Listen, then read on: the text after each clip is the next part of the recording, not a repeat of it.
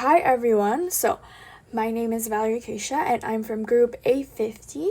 And today I'm the first person to be presenting about case 1. Okay?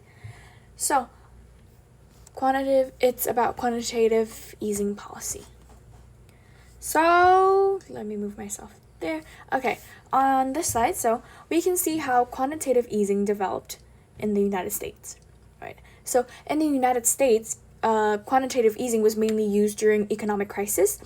QE1 was introduced in 2008 after the collapse of Lehman Brothers to stabilize the financial systems. And then QE2 and QE3 followed to support economic recovery and reduce long-term interest rates. And during the COVID-19 pandemic in 2020, the Fed launched QE4, which is the largest quantitative easing program to prevent a freeze in financial markets.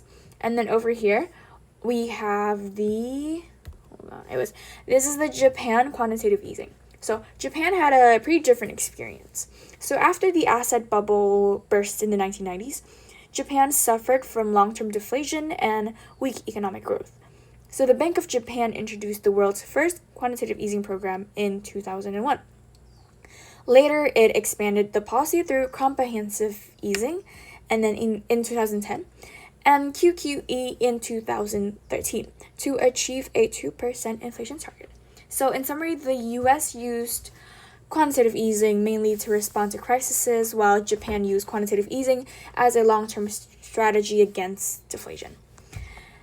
Okay, next we have the conventional monetary policy versus the quantitative easing. So this slide compares it. Conventional monetary policy works by changing short-term interest rates. When the central bank lowers interest rates, borrowing becomes cheaper, right? Which encourages spending and investment.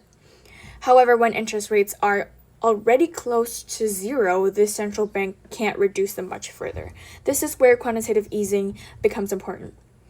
Instead of lowering interest rates, the central bank buys large amounts of financial assets, such as government bonds and mortgage-backed securities, which increases liquidity in the economy and helps reduce the long-term interest rates. So, therefore, quantitative easing is considered as an unconventional monetary policy used when conventional tools are no longer effective. And then we have here is the liquidity trap. So it occurs when interest rates are already near zero, but people and businesses still prefer to hold cash instead of spending or investing it. So in the money market graph here, increasing the money supply normally lowers interest rates, but in a liquidity trap, interest rates are already at the zero lower bound, right? So increasing the money supply has little or no effect at all. And then as a result, conventional monetary policy becomes ineffective, which is why central banks turn to quantitative easing, which directly affects financial markets and encourages lending and spending. Okay, and then next here we have the quantitative easing transmission channels. And the aggregate demand and aggregate supply effects. So, first, through the portfolio balance channel, central bank purchases of bonds push investors towards other assets such as stocks, increasing wealth and spending. Secondly, through the bank lending channel, banks receive more reserves and can provide more loans to businesses and households. And then the third, through the expectations channel, quantitative easing signals that the central bank is committed to supporting the economy, which improves the confidence of the people, right? And then finally, through the exchange rate channel, an increase in money supply may weaken the currency and then boost the exports. So in the graph here, in the aggregate demand and aggregate supply graph, the aggregate demand from AD1 to AD2 in the United States shift, which helps increase output and economic growth. So you can see it shifts from 81 to 82, lower interest rates, higher spending. In Japan, the 81 and 82 helps raise the price level and move inflation closer to 2%, to the 2% target. So to conclude everything, quantitative easing is an unconventional monetary policy used when interest rates are already near zero. While the United States mainly used quantitative easing to respond to financial crisis, Japan used it to fight long-term deflation. So through several transmission channels, like I just mentioned before, quantitative easing aims to increase spending, investment, economic growth, and also inflation. And with that, I thank you everyone for listening to my case one. On to the next one. Thank you. Bye bye. Hello, Professor and TA. My name is Cecilia Fifiana Sun, and I'm going to present the case number two, which is about AI boom and Taiwan's economic growth. And my student ID number is 114301047. So let's start with the background first. In 2025, Taiwan became one of the biggest beneficiaries of global AI revolution because Taiwan's produced many of the world's most advanced semiconductors. The rapid growth of Taiwan's AI created a huge demand for Taiwanese products. As a result, Taiwan experienced strong economic growth with GDP growth exceeding 8%. And as you can see, the GDP also grow a lot, and the investment, exports, and consumer spending all increased significantly, making Taiwan one of the fastest growing economies in the world. So next, to understand Taiwan's growth, we can use the GDP formula. GDP equals to consumption plus investment plus government spending plus net exports. The AI boom affected three major components of the GDP. The first is the consumption that increased because of the rising stock prices, which made households feel wealthier. Second one is the investment increased dramatically as both foreign and domestic companies invested heavily in AI related infrastructure and semiconductor production. The third one is the net export that is increased because of the demand for Taiwanese AI chips globally. So I'll be talking about of the components. The first one is the investment boom. Investment was probably the most important factor behind Taiwan's growth because there are foreign companies such as Nvidia, Google, Amazon, and others that expanded their operations in Taiwan. Nvidia alone has invested over 1 billion US dollars in AI related projects. And at the same time, domestic companies, especially the Taiwan Semiconductor Company, which is TSMC, has invested heavily in advanced semiconductor manufacturing facilities. And these investment increased Taiwan's productive capacity by building new factories, improving technology, and creating employment opportunities. In economics, investment does not only increase the current demand, but also it could increase the future production potential. Next, I'm going to be talking about the export growth. This is another major contributor to Taiwan's GDP because Taiwan is a global leader in advanced semiconductor production. And as AI applications expanded worldwide, demand for a performance chips increased rapidly. The United States becomes one of Taiwan's largest customers, and exports to the US has reached record level. This phenomenon is sometimes called as a silicon shield because many countries depends on the Taiwan's semiconductor industry. So the higher export increase the aggregate demand and directly contribute to the GDP growth. Next one is the consumption growth. AI boom has also boosted consumption through what usually economists call the wealth effects. Taiwan's stock market, as which is known as the TAIEX, reached records high. Millions of retail investors saw the value of the investments increase, and when people feel wealthier, they tend to spend more money on goods and services. And because of that, spending could increase in areas such as luxury products, automobiles, and domestic services. This increase in consumer spending further contributed to Taiwan's economic growth. So now this is the picture of the graph of the case number two. And um, using the aggregate demand and aggregate supply model, the AI boom caused the aggregate demand to shift to the right because of consumption, investment, and exports that all increased. And at the same time, aggregate supply, or the SRAS, has also shifted to the right. It is because the companies has invested in new factories, advanced technology, and semiconductor production facilities, which also increase the economics productive capacity. Therefore, Taiwan experienced both demand side expansion and supply side expansion. Next is the results of the 80AS model. In the short run, the increase in aggregate demand led to higher real GDP and a moderate increase in the price level. However, the aggregate supply has also increased because inflationary pressures were also reduced. In the long run, Taiwan's productive capacity expanded significantly, which allows the economy to sustain higher levels of output. This is important because the growth driven by both demand and supply is generally more sustainable than growth driven only by demand. Now I'm going to explain the foreign direct investment and the foreign portfolio investment.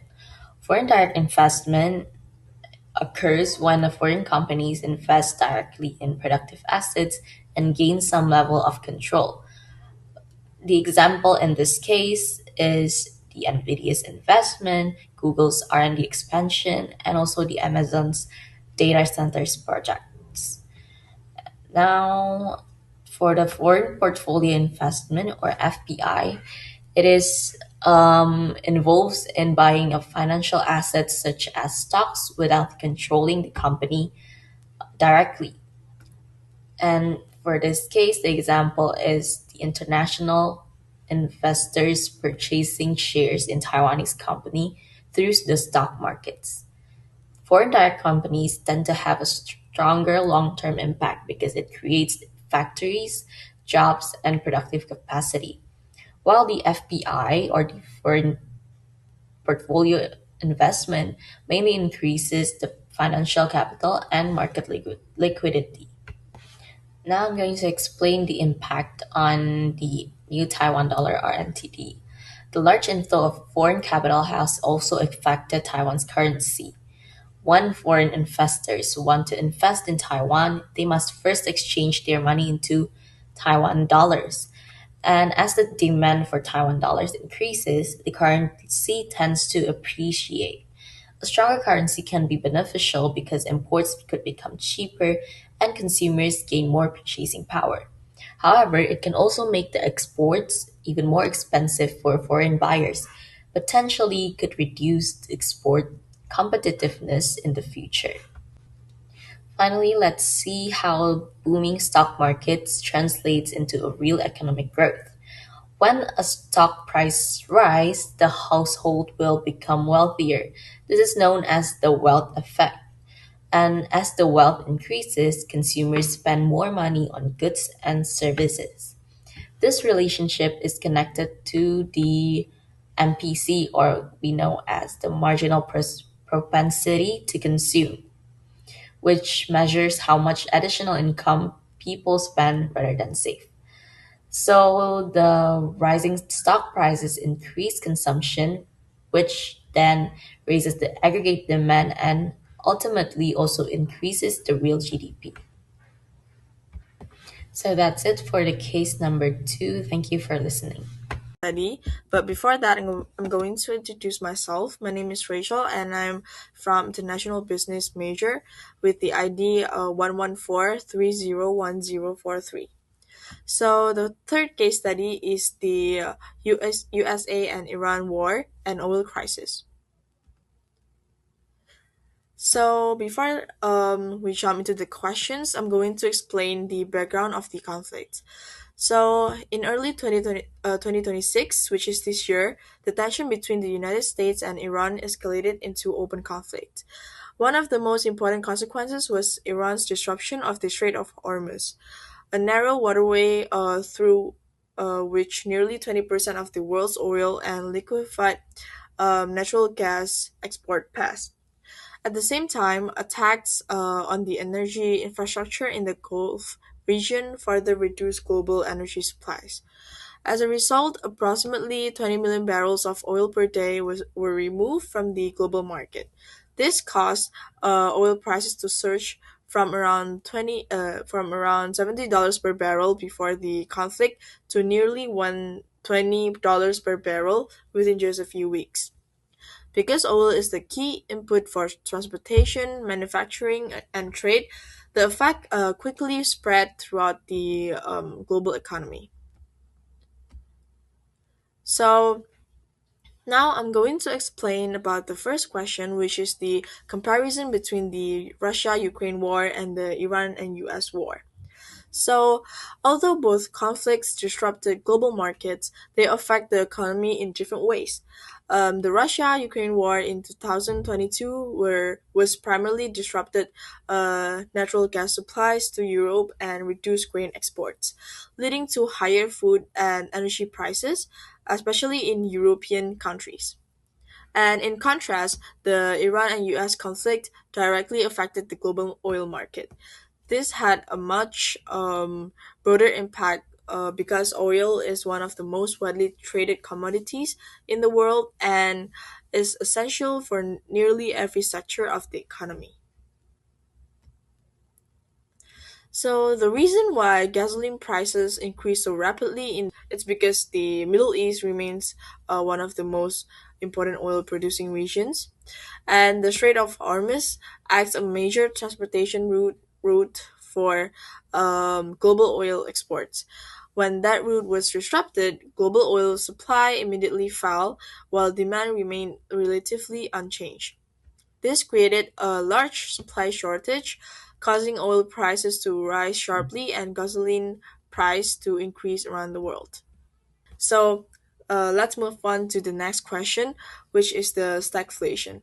So the economic phenomenon created by this crisis is known as stagflation, which occurs when an economy experiences both high inflation and slow economic growth at the same time.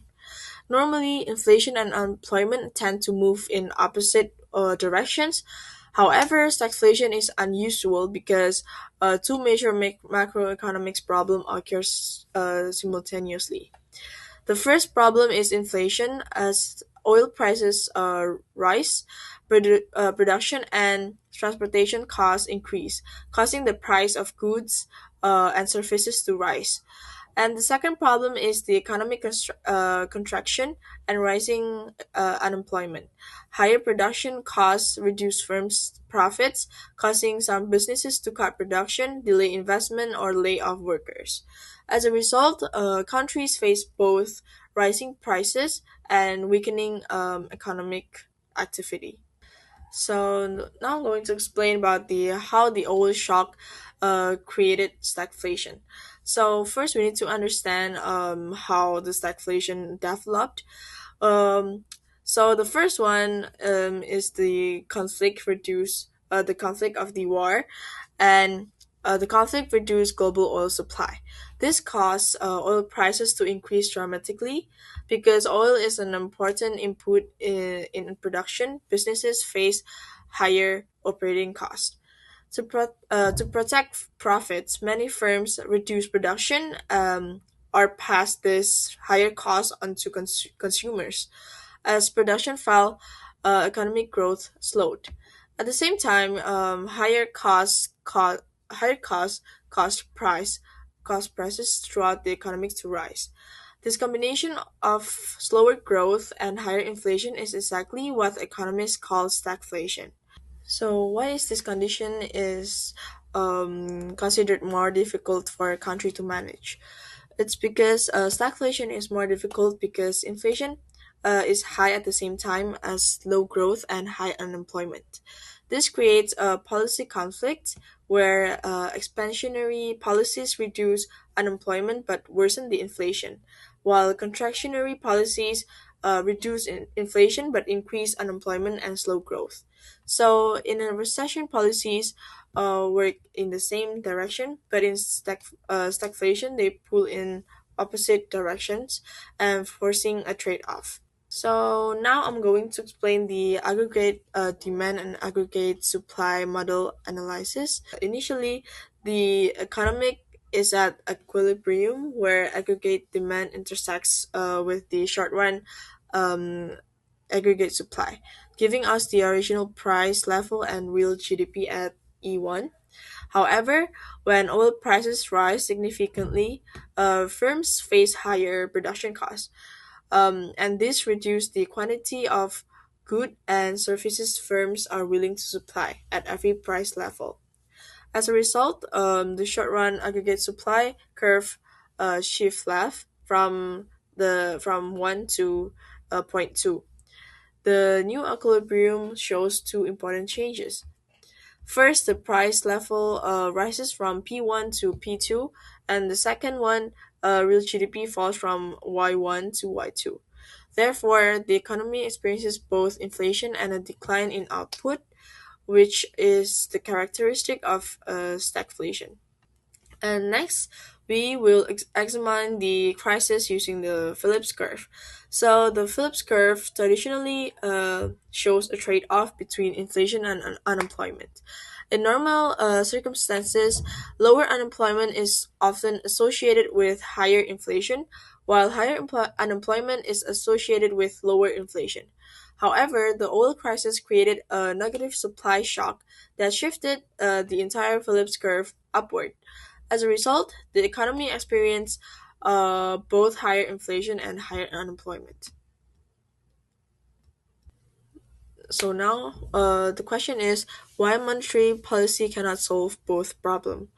So basically, the central bank can respond using interest rates. They can respond with two options, which is increasing the interest rate or decrease the interest rate. If it raises interest rate, it will reduce aggregate demand and lowers the inflation, but the unemployment increases. If it lowers the interest rate, it will increase the aggregate demand and reduce the unemployment, but the inflation rises. So the conclusion is monetary policy only moves the economy along the new Phillips curve, but it cannot bring the economy back to its original position. And this means the government face a clear trade-off between inflation and also unemployment after the shock. So here's my conclusion. The 2026 Iran-US oil crisis demonstrates how disruption in critical energy markets can create stagflation, making economic stabilization far more challenging than a normal recession.